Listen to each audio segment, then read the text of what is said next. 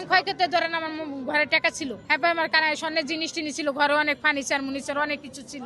আমি গার্মেন্টসে চাকরি করি, এখন আমার কিছুই নেই, এখন আমার 4 হাত পা। ধোঁয়া দেখার একটা মিনিটের মধ্যে আমাদের পুরো ফ্ল্যাট লিস্ট ধোঁয়াইও হয়ে গেছে। তখন আমরা নিচে নামতাছিলাম, তখন নিচে নামার সাথে সাথে শুনি কি যে আমাদের বাসার কারখানায় 2 তলা আগুন লাগছে। তারপর আমরা যখন ছাদে যাই, তখন ছাদে যা দেখি যে ছাদে যত গাছ গাছের সব একদম পুইরা একদম ছাই হয়ে যেতেছে।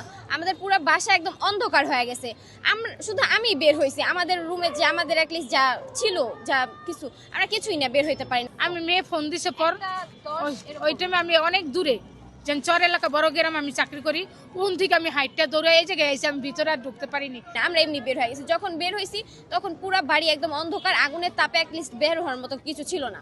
আর আমি হচ্ছে এবার পরীক্ষার্থী, এইচএসসির পরীক্ষার্থী। আমার ইন্টার পরীক্ষা হচ্ছে জানুয়ারির 8 তারিখে ডক্টর শহীদুল্লাহ কলেজে। আমি ইন্টার সেকেন্ড ইয়ারে পড়ি।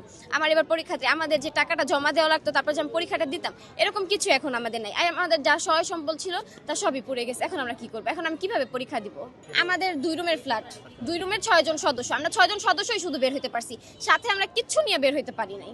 এরকম কোনো সুযোগও ছিল না। আমাদের ঘরে অ্যাটলিস্ট ফার্নিচার বলতে সবই, খাট, সুকেস, মানে টাকা পয়সা সোনাদানা সবই ছিল, সবকিছুই ছিল।